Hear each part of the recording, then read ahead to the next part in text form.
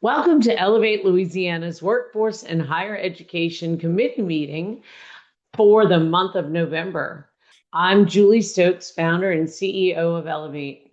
Today, we're joined by Susie Schowen, Secretary of Louisiana Works, former Ellevate Louisiana board member, to discuss the one-door policy and how it is reshaping the way our state delivers workforce and social service programs.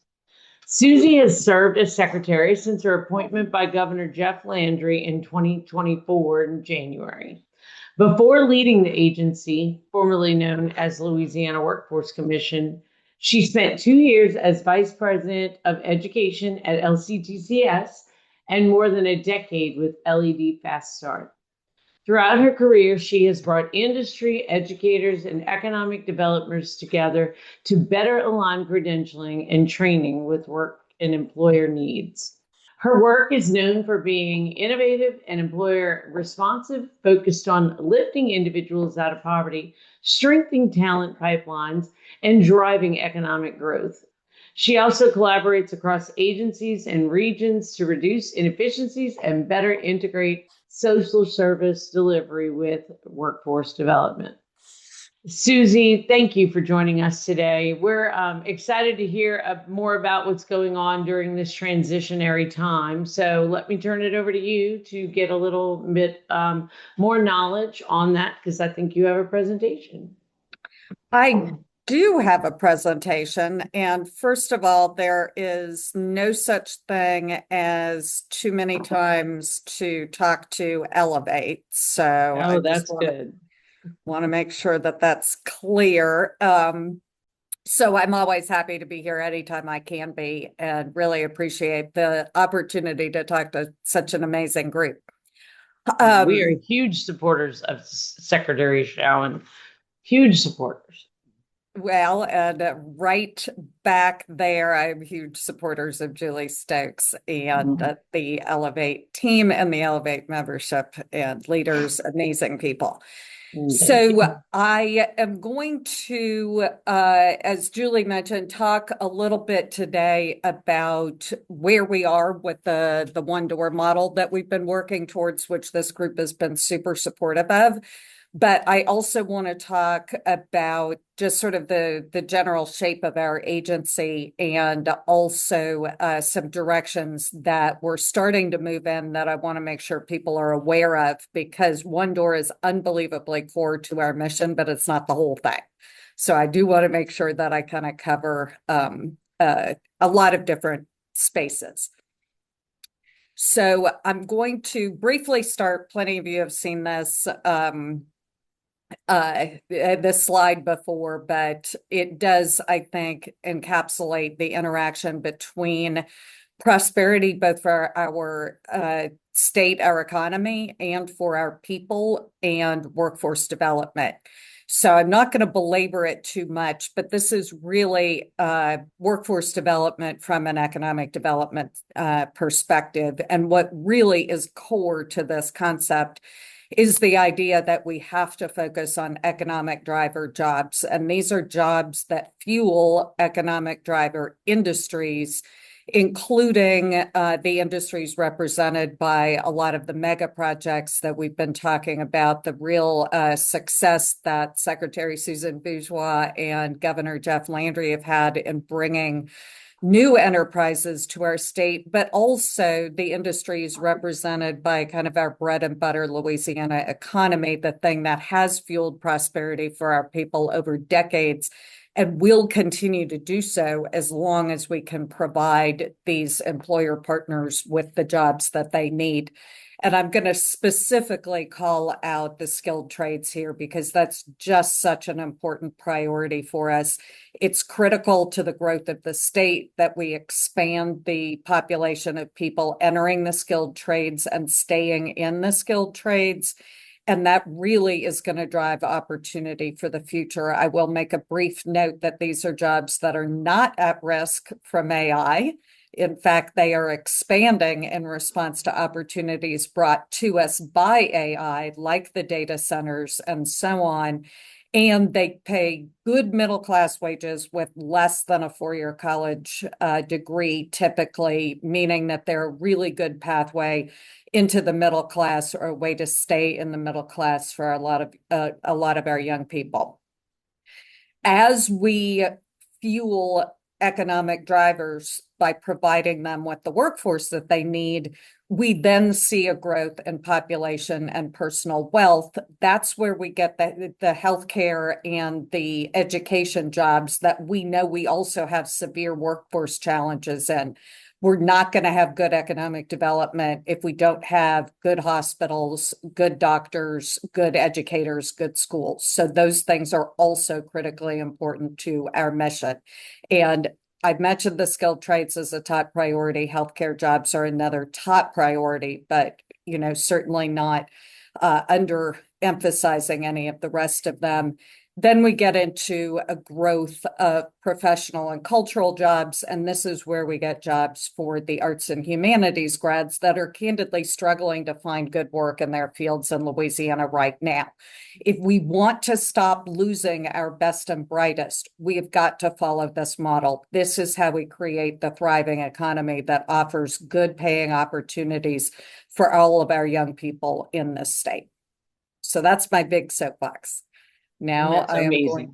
amazing. Yeah, Well, did you have that? Because I mean, I remember when you did some early presentations to us a few years ago before you were ever selected as secretary, and it feels like you had something similar to that back then, right? I have been using that slide for about 15 years, I think. Yes. It's been a long time. So Very yes, there good. is a through line, I think, with all of the roles that I've played in Louisiana, because it really is about that concept. That is, I think, the way that we drive growth and provide opportunity to our people in really a nutshell. We have just changed our name from Louisiana Workforce Commission to Louisiana Works, but I do want to just give y'all kind of an overview of what our agency actually does, because we do talk about workforce development quite a bit. I've listed a number of things that we do in our Office of Workforce Development. With the one door model, we now have additional workforce programs funded by SNAP, which is food stamps, the SNAP Employment and Training Program, and also TANF funded workforce programs. So those are now within our Office of Workforce Development. And we have also recently consolidated all of our labor market information into that group as well. But very importantly, and I don't talk about this enough, so I want to correct that. We have the Office of Workers' Compensation under our umbrella, and we are anticipating what we hope will be some fairly dramatic and I think very long-awaited and beneficial reforms to the workers' compensation system that people are looking to in the next legislative session. So a very important topic of conversation. We need, through our mission, to make sure that we are getting injured workers back into their old job or back into a new job, but back into the labor force as quickly as we can. It does nobody any good to be stuck in a diminished life due to an injury, and often that time frame is really prolonged by inefficiencies in the system. And so making sure that we reshape our system, lower costs for employers, make sure that our medical providers are well taken care of, making sure that our insurers are able to function well in the state of Louisiana. All of these things have to work together in order to meet that goal of getting those injured workers back into the labor force, back into an ability to be self-sufficient and support their families if that's their role, which for many of them it is. You know, Susie, that is actually what my business does. Stokes and Associates. We do we help evaluate injured people, and we do work with workers' compensation and everything. So it's interesting to hear that, because I know how long awaited some of those reforms are. Well, and Julie, we are going to need to catch up about it offline. It's been on my list of things, but Very we really cool. do need to have a conversation and make sure that we're getting input. Yeah. A lot of Very these cool. efforts, I should say, are things that we want to see happen, but they are really being kind of workshopped by other folks. Like there are other folks involved in this effort as well, which I think is very encouraging that a lot of people are looking at ways to make government better, and we are very receptive to that input. We also have the Office of Unemployment Insurance. I am sure that everybody who has interacted with this part of our agency has had a wonderful and joyful experience of that. But I will say I myself have needed unemployment insurance a few times along the way through my career, and it's a period of time during which people are really anxious, and we owe it to them to make this part of our system much more easily navigatable and really streamline processes for our employers as well, and make sure that all parts of this system, the employers, the employees, and other folks who interact with the unemployment insurance system, that all of them are operating in good faith, and that everybody knows that they're going to be treated fairly and have a straightforward and non-bureaucratic experience of the system. So we are looking and have made actually quite a few legislative changes over the last couple of sessions. We're looking at the possibility of future legislation, but a lot of this just needs to be done by the hard work of governing. So that, again, is something that we are putting a lot of effort into. And we are, with all of these things, always very eager for the input of folks like the Ellevate membership. You're all leaders in your communities and in the economy, and it's always helpful to have your thoughts. Thank you. To kind of encapsulate this into kind of two big pictures, we are focused on sustainable economic growth through workforce generation, or through workforce development, with an eye to the needs of our employers, and then focusing on upward economic mobility and self-sufficiency for our people. So these two things govern our overarching mission, and they come together. I'm going to give my usual kind. I have a couple of soapbox topics, and Julie's very familiar with them, and this is one of them. I'm going to talk about where we are, and I have to apologize that with the government shutdown, some statistics are a little bit out of date. They're coming back online, and we're going to have fresher numbers for you. But for right now, I'm operating on some figures that are a little bit out of date. For example, that number of job openings is from several months ago, but we know that has not substantially changed in a way that changes the picture that we're talking about. And so generally speaking, with unemployment rates where they've been in Louisiana for quite a long time now, we generally know that a lot of the people that are currently unemployed are really moving between positions. They already have something lined up for the other end of their period of being on unemployment. And we know that that's true because we see that people are exiting the unemployment rolls before they've exhausted their benefits. So they are getting back into work quickly enough that a lot of them have probably already lined up their next opportunity. And that means that they're not really available to fill new positions, like the job openings that are coming into the state. And again, a little bit out of date, but in track with the numbers that we've historically been seeing, 114,000 job openings, but in that same month, about 90,000 individuals unemployed. And so those numbers are fairly typical. And that workforce availability index is an interesting thing. I'm not going to go into it in too much detail right now, but the short story is that Louisiana typically comes fairly close to leading the nation in the number of job opportunities per capita. So we have employers really actively, really actively looking for workers and really needing workforce in order to grow. And y'all remember from that circle diagram that I had at the beginning, just how important it is that we be able to fill those openings. But we just don't have the number of unemployed individuals out there in order to meet that need. And then we can also run the numbers on the number of people coming out of high school and higher education, and we're not going to fill our overall labor needs through that means either.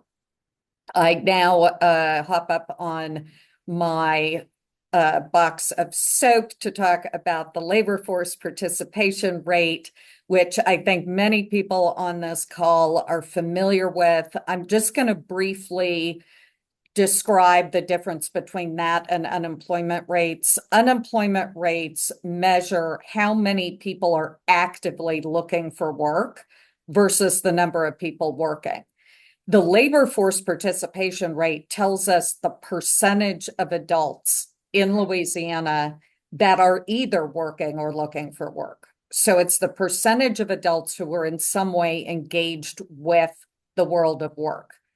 And right now in Louisiana, that number is 58%. And that is both the problem and the solution. That is the story of Louisiana's struggles. It is the story of high crime rates, poor health outcomes, poor education outcomes. It's the story of poverty in Louisiana. 42% of our adults are sitting on the sidelines of the economy. It is also the opportunity. We have so many jobs, and we have so many jobs that are coming to the state that aren't even showing up in these numbers yet. We have so many jobs coming in with data centers, with the Hyundai plant, with so many other announcements that we have. And I think there was another one this morning that are bringing jobs to the state. And I mentioned the skilled trades earlier. So much of this momentum is within the skilled trades workforce. And again, these are jobs that are accessible to people without the need to get a bachelor's degree. So it is a pathway that can be accessible to people who are disengaged from the labor force. And it is a pathway that is acceptable to young people coming out of high school or who maybe have a college experience that has not gotten them the economic opportunities that they hoped that it would. We know that there are some reasons for that low labor force participation rate. So if we're going to use this as an opportunity and get these people on the sidelines into the world of work, we have to understand why they aren't there to begin with.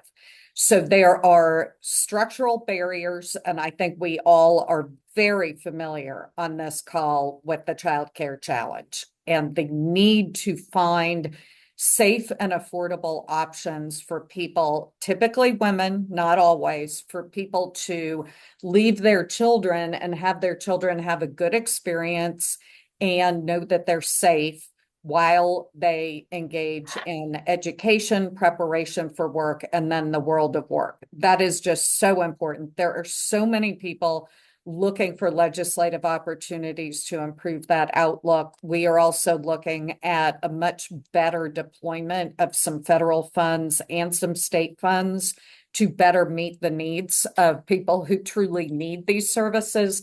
But 70% of those labor force non-participants, those people sitting on the sidelines of the economy, 70% of them are women. This is a big part of that story. We also know that transportation issues and honestly, things like minor disabilities that really could be relatively easily overcome are a big part of what's driving that low labor force participation rate. I'm going to take a moment to talk about the work requirements that a lot of people are talking about coming for the SNAP program coming from Medicaid, and work requirements that actually already exist in a number of programs.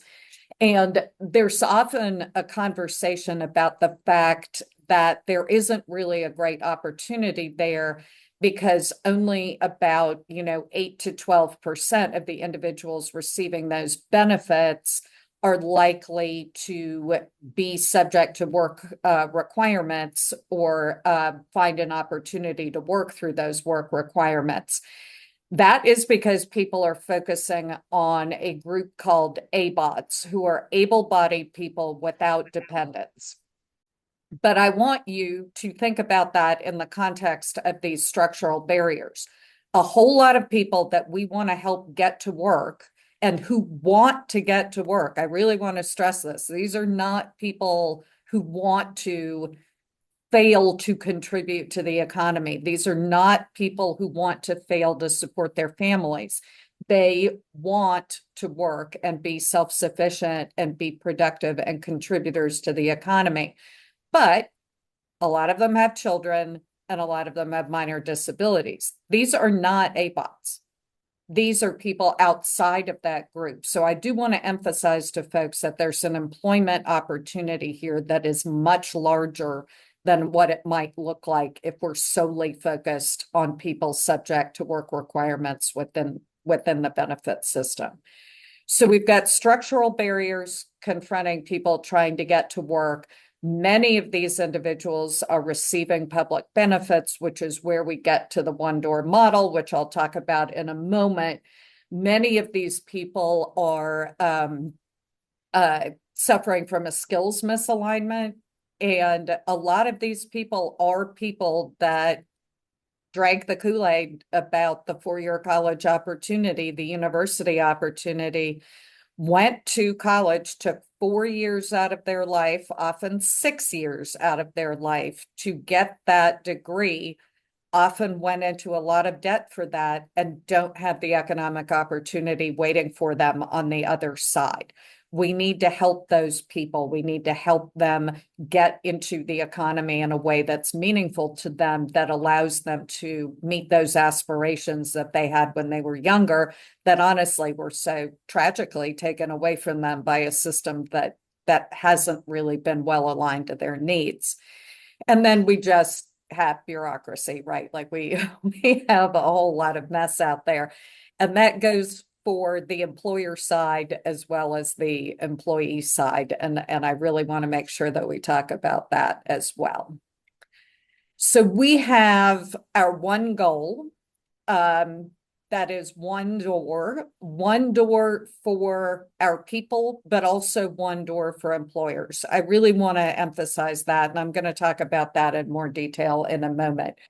But our one door model for our people has to do with integrating social services with the workforce system in a way that allows those services to serve to overcome the barriers that people have to getting to education, getting the skills that they need, and then getting to employment and staying in employment. So I want to talk now about the One Door to Work Act, which was signed into law after the 2025 legislative session. So it, in many cases, really became operational very recently on October 1st. So on October 1st, the workforce functions previously overseen by the Department of Children and Family Services, the ones that I mentioned earlier, SNAP employment and training, and some TANF funding workforce efforts, moved over to us at LA Works, and we changed our name from the Workforce Commission to LA Works to really, kind of emphasize this new and broader role.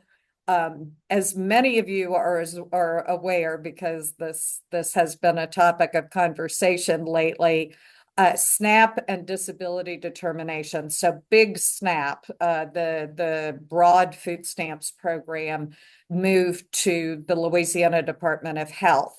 And I think we all need to take a moment to say a little prayer for the folks at the Department of Health for having taken snap on a week or two before the government shut down at the federal level, because Oh that gosh.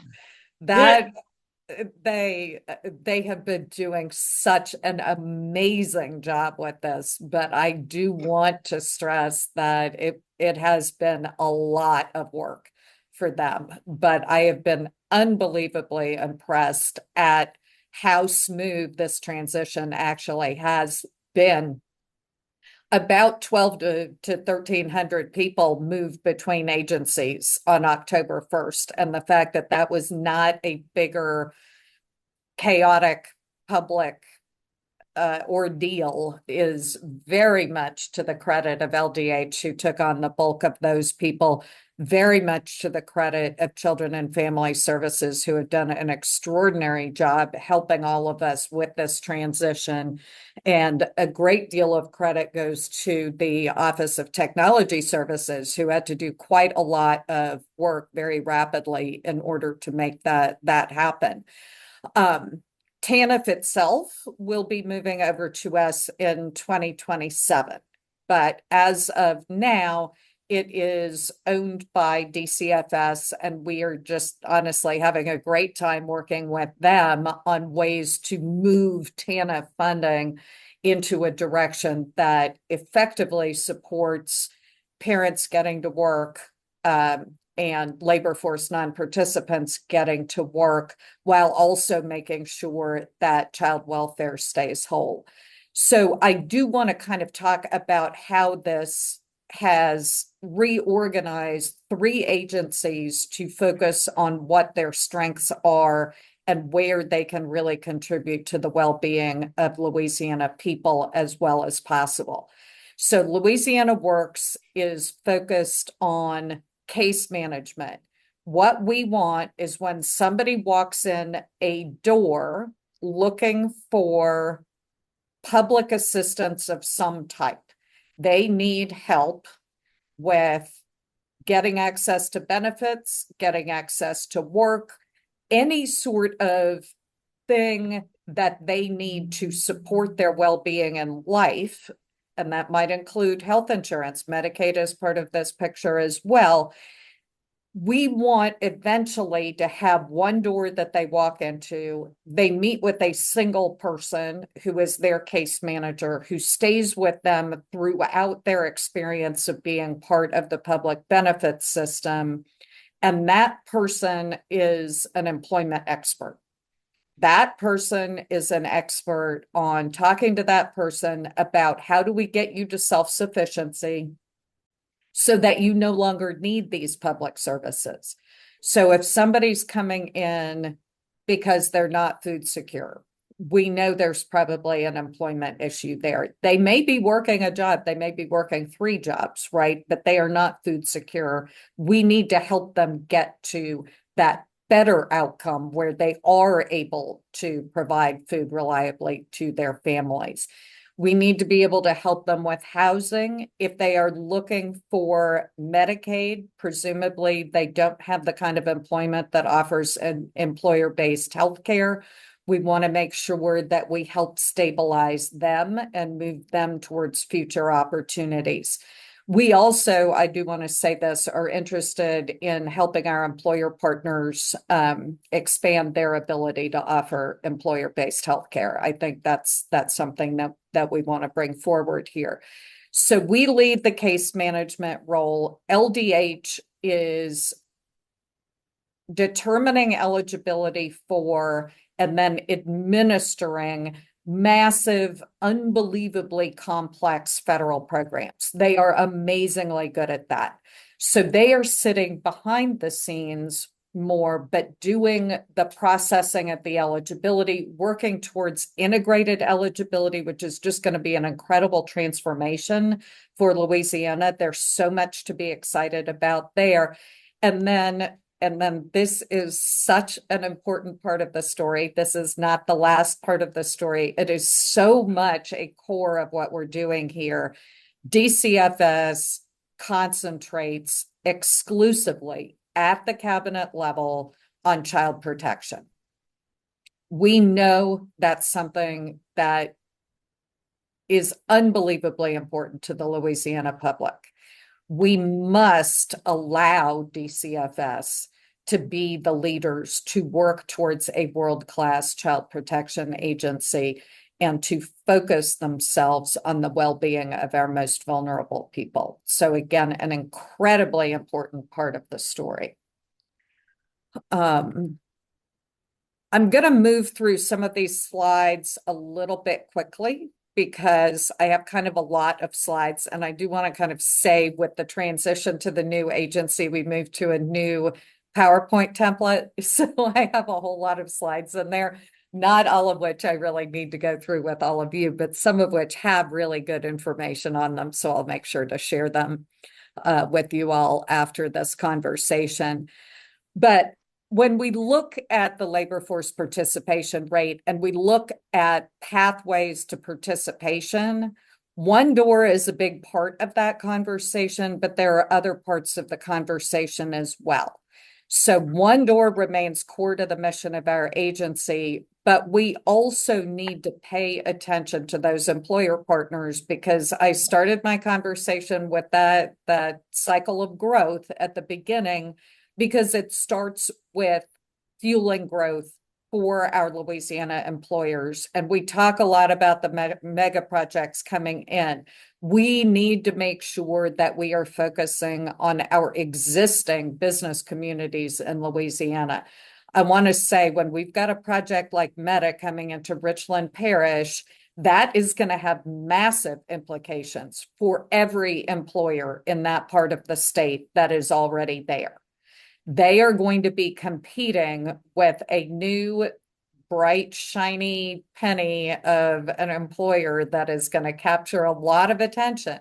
And we need to make sure that Meta has the workforce, but we have to make sure that every other business in Northeast Louisiana, and these things can spread further than that, in Louisiana has the employees that they need, and they're not all being sucked up by the mega projects. So we have really got to pay attention to working directly with our business partners and serving them. We are going to be very shortly making an announcement about some new initiatives around regional points of contact for our business partners. We're super excited about this. I can't wait to be able to talk about it in more detail with this team, but it's going to be a really good addition to our menu of services for employers. And again, we'll really focus on a one-door model for our employers where they go to one place and we can help to convene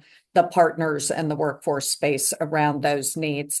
And then I really also want to talk a little bit today about our education alignment initiatives, because it is so important that, as I was talking about, the plight of many of our college graduates now of not finding good paying jobs in Louisiana that are aligned with their skill sets. We need to make sure that that's not happening and that we are ensuring that every young person that graduates from high school, that graduates from higher education in Louisiana has the skills that they need to earn high wages in this state, in their communities. And so that's a very important part of what we are talking about right now. So to kind of sum this all up, we have our top goals and strategic priorities as an agency, starting with business workforce solutions, because we have to start with the employers. Workforce development is economic development. Upward mobility and the American dream, that is the one-door model, bringing people from dependence to independence through an integrated workforce and social services system. And then educational alignment, education leading to a vocation. Before I get into the education piece in a little bit more detail, I do want to come back and talk about where we are with the implementation of the One Door to Work Act, because I feel like I didn't really cover that very clearly. So we are going to need a little bit of time to reach the model of case management that I described earlier. We have a pilot program going on right now with our Go Jobs. It's Go with an X, Go Jobs local area that is our partner in the 10 parishes that surround East Baton Rouge. So they go from Point Coupee to Tangipahoa Parish. So it's a big swath of area. And we've been piloting for several months, co-locating many of our friends who work with the SNAP programs, who work with the workforce programs that are now under our oversight, and a number of other partners in the community as well. We are looking to partner better with our adult basic education programs, with our community colleges, with a number of other partners who can really be helpful to the one-door model. That pilot is going very well, but one of the things that we're really coming to understand is that these truly are regional projects. Each of our local areas has some differences in the way that they operate from a governance standpoint, but also from a service and funding standpoint. Each one of our regions around the state has different capabilities coming to the table from the community through community action agencies and nonprofits and other folks that work in this space, and different, integrations between economic development, between the community colleges and the communities as well. So we're going to be extending this pilot. It is no longer kind of an expectation that we're going to nail down a process that is going to function beautifully statewide in these parishes around East Baton Rouge and then extend that cookie cutter around the state. That is not where we're going to go. So we are starting to extend those pilots, and we have been having incredibly productive conversations with LDH about our partnership here and really understanding how the two agencies work together. And I'm going to highlight right now an unbelievably exciting development that has happened in this space just this past Monday. And that is the hiring of my very good friend, Camille Conaway, who I think many people on this call are very familiar with. Go ahead, Julie. Yeah, just another friend, an Ellevate member. Yep.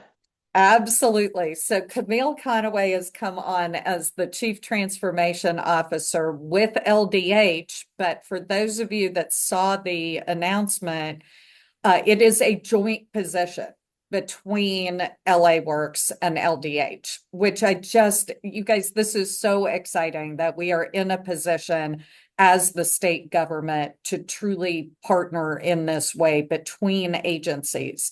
And we really hope that this kind of model can help to further erode the silos, the walls between the agencies, but also really ensure that there's longevity to that partnership between the agencies. So Camille is going to be focusing on the things that bridge the benefits to work pathway. And so she will be helping to make sure that on the LDH side, things are operating in the way they need to interface with the way that things are happening over on our side with the world of work and vice versa. So really emphasizing that linkage between the two agencies and the two parts of the mission to make sure that they work together. So anyway, unbelievable stuff, unbelievable stuff. And now I'm just going to be super quick about mentioning that those education partnerships remain incredibly important. And we are focused on really maximizing the educational alignment work that we are doing over the next year and potentially in the next legislative session.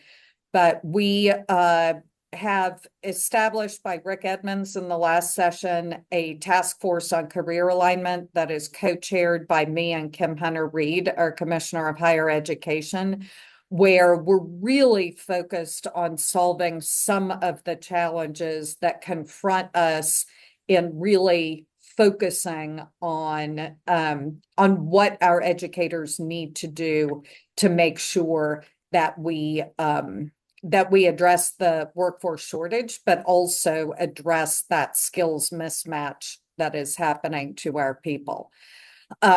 I have some information here on like what's currently in demand from a workforce perspective in Louisiana. This is just kind of to give you all a good basic overall alignment here, but I'm not going to spend so much time on that. But I do want to talk about some of the things that we are talking about as joint interests between education and the workforce system. We do know that where AI is having a major effect, one of those major effects is the displacement of entry-level jobs.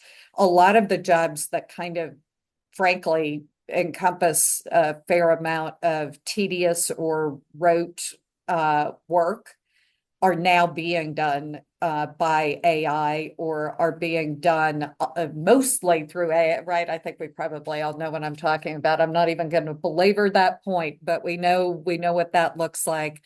We have the tight labor market, especially in skilled trades and healthcare, and then really a shift towards skills-based hiring. It's not about the bachelor's degree as the bachelor's degree. Bachelor's degrees are highly in demand, but it is about accounting degrees. It's about engineering degrees. It's about, the skills that you have that make you valuable. And then just a quick few words on how we're preparing students for tomorrow's jobs. I am going to say those employer roundtables are something that are going to be coming up that we would encourage all of you to participate in as much as you want. And then just some interesting key trends that we have coming up, AI literacy, the trades, etc. All of this is really a re-encapsulation of a lot of the things that I just went through. And then I would like to wrap up there. Thank you all so much for the opportunity to be here and to see if we have some time for questions. Well, the first thing I thought about, I thought about a few things that I feel like we've already talked about in the past a little. So when you said the magic two letters AI, and Yeah. I have been listening to all these speakers on AI and how it's going to change the workforce. And I just kind of wanted to get your take because I've heard people say a lot that like those first year out of school jobs, those first, second, and third year jobs are just all being done by AI now. But how do you get your first 3 years so that you can be a fourth year person? You know? It's a challenge. It's a potential challenge.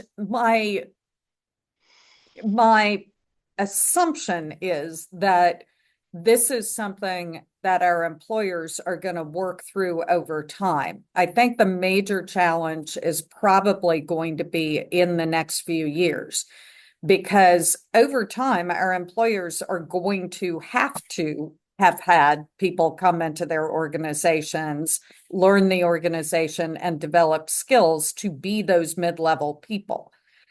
But until that strain becomes acute, I think it's probably our truly visionary and forward-looking employers that are going to be making sure that they have opportunities for young people coming out of college.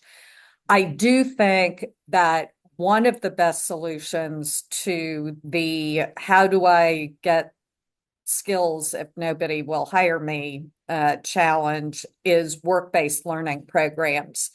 And we are absolutely looking at things like apprenticeships for jobs that may not have been traditionally apprenticed. And so, I've been harping on the skilled trades, but there are opportunities for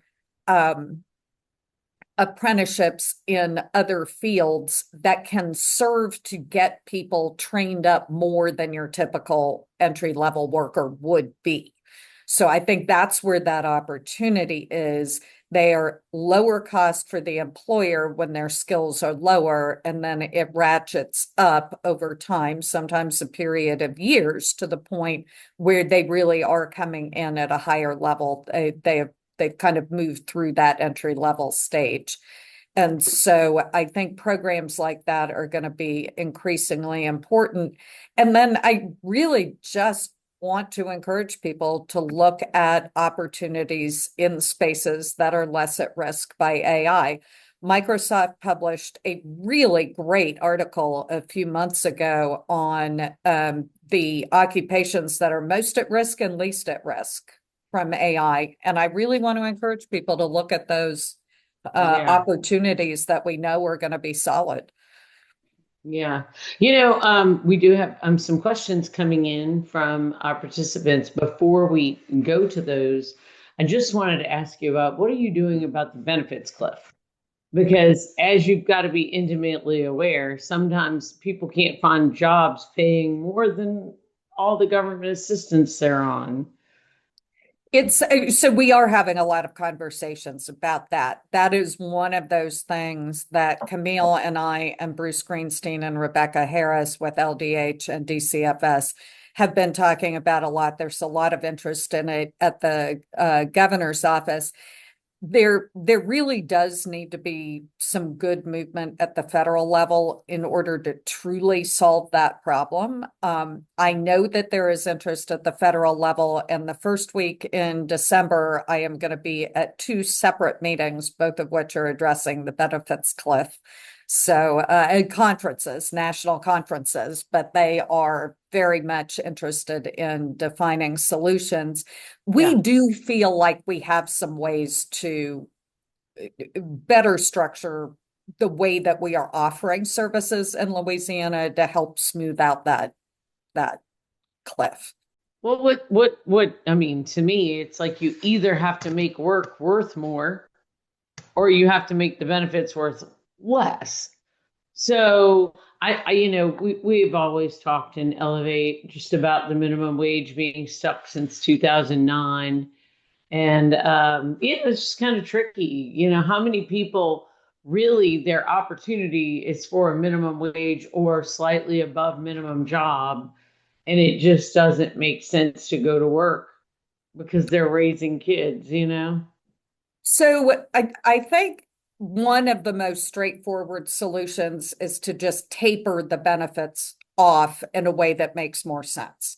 So Medicaid is a great example here, where if you make $1 over that threshold, you lose all of your Medicaid, right? Right. So a way to better transition that across a sort of range of salary levels would make far more sense than just all or nothing, right? Yeah. Another opportunity there is to work with employers on either offering employer-based healthcare where they may not have been able to do so before. And I mentioned that that's something we're interested in helping identify solutions for, or encouraging employers to offer employer-based healthcare earlier in the employment cycle than they might have otherwise done, so that at the time the person starts earning that higher wage, they receive employer-based healthcare that can compensate, generally better than compensate for the loss of Medicaid. So there are some opportunities like that at the state level, at the federal and state level, to restructure things in a way that doesn't just lower benefits or force the raising of wages. Excellent. Well, Susie, just thank you so much for coming here to talk to us today. It's always such a pleasure to hear from you. I'm so excited that you've gotten the chance to do this work because I know that it's your life's work, It and is. Yep. it's just so encouraging to see you living out this dream and doing such a good job for the state of Louisiana. and just all the warm things that so many people say about you and how appreciated you are. I can't say enough how proud we are to call you our own and to see that you are out there doing such great work. Thank you so much, Julie. And I can't tell you how much I appreciate you and Ellevate and your amazing team. Well, thank you. And to everyone out there listening today, thank you for being part of the conversation. We appreciate your engagement and hope you have a great rest of your day and weekend, since it's coming quickly.